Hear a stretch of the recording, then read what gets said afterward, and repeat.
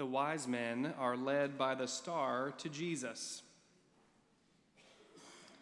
In the time of King Herod, after Jesus was born in Bethlehem of Judea, wise men from the east came to Jerusalem asking, "Where is the child who has been born King of the Jews? We observed his star at its rising and have come to pay him homage." When King Herod heard this, he was frightened, and all Jerusalem with him. And calling together all the chief priests and scribes of the people, he inquired of them where the Messiah was to be born. They told him, "In Bethlehem of Judea, for so it has been written by the prophet.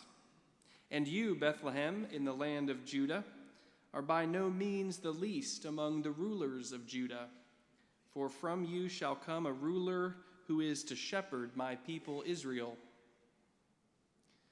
Then Herod secretly called for the wise men and learned from them the exact time when the star had appeared. Then he sent them to Bethlehem, saying, "Go and search diligently for the child, and when you have found him, bring me word, so that I may also go and pay him homage." When they had heard the king, they set out, and there ahead of them went the star that they had seen at its rising, until it stopped over the place where the child was. When they saw that the star had stopped, they were overwhelmed with joy. On entering the house, they saw the child with Mary his mother, and they knelt down and paid him homage. Then, opening their treasure chests, they offered him gifts of gold, frankincense, and myrrh.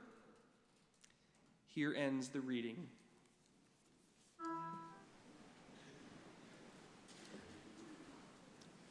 I may have to get better glasses for seeing with the candles there. As has been my practice the last couple of Christmases, I have written a poem for this evening.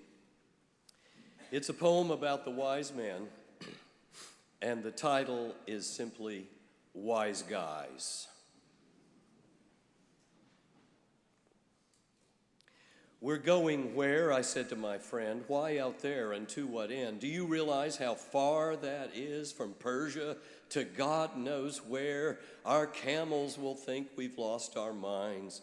They'll think we don't even care." It was a star we saw in the sky, one we'd never seen before, that made us wonder where and why as we headed out the door. Our journey led us to Jerusalem, that ancient city-state. City of peace, they called it, but for many, a city of hate. We came into town asking about the future king of the Jews. Our question caused such a stir. It made the evening news. We went to see a guy named Herod, the head of AAA. You can laugh at that if you want to.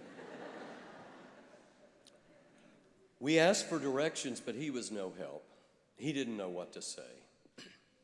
There's a reason he was strangely mute. He was a royal on the run. His problems with Rome were severe and acute. A king who could be undone. There's nothing more dangerous than an anxious king who's scared and insecure, no telling what trouble he would bring on a baby who was pure. A baby who will dethrone you, causing the people to disown you, is a baby you must destroy. Even a little baby boy. He'd gathered his advisors, priests and lawyers all, wanting their professional advice. He forced them to make a call. Where's this Messiah to be born? They looked at him as they waited for their reply. They could sense the fear and anger in his voice. They knew they couldn't lie. They knew the answer right away and didn't even blink. Bethlehem, they said to him, more important than you think. What, that tiny town he barked just down the road from here? Yes, they replied. That's the one, making it very clear. We listened that day with caution as old King Herod spoke. We sensed that he thought the birth of this baby to him was not a joke. He made us promise to tell him the child's exact location so he could go in person to offer his own oblation. But thanks to a dream we had one night, we read right through his ruse and decided quietly among ourselves his bogus request to refuse. The ways of the world are foreign to me. I actually prefer the stars. Give me the wisdom of astrology over gods like Jupiter and Mars. But on this night, another god was intruding on our lives, meddling and unsettling us, the ones the world called wise. Wise in the ways of little things of little consequence. We think we're so smart, we kings. Truth is, we're really dense. The star was our guide that night, pointing a westward way to a meager little stable where a helpless child lay. As kings and wise men, it was odd for us to find ourselves in the dark. We were always in charge of things and knew how to make our mark. The world usually bowed down to us and gave us whatever we wanted. We had riches beyond belief, which day after day we flaunted. But this new task and this new journey was something that made us wonder who we were and why we were there, rendering previous notions asunder. We headed into Bethlehem not knowing what we'd find. We made our way with expectation like all of humankind. There was something magical about that night. It's really hard to explain. We sensed our lives would change forever. We had everything to gain. The whole world had gathered round.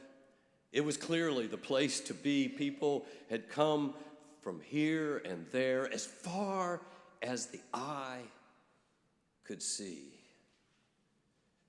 For us, as traditionally city folk, the rural scene was alarming.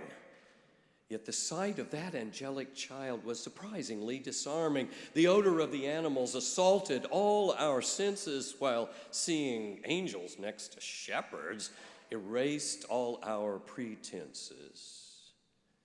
We felt out of place in our fine clothes, but no one seemed to care. Both rich and poor were welcome that night. No pecking order there. There was a glow around him that brightened that little stable. You could see God shining through, transcending earthly label. Such was the power of that little one who helped us overcome our fears, as he would do for centuries hence, wiping away all tears. We brought our gifts happily, gold, frankincense, and myrrh. Only later did we see to what they would refer. Gold is for the King of Kings, frankincense for God, myrrh for saving love he brings. Unbelievers find it odd. We came with our fears and worries, the way people come to church.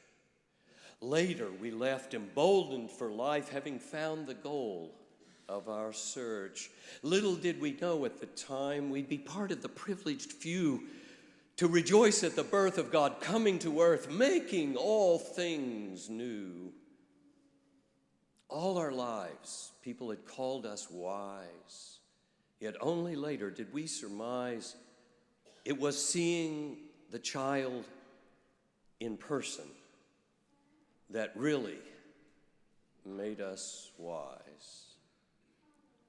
Have you ever noticed in all of your experience, have you ever noticed the things you cannot see, only later you see them?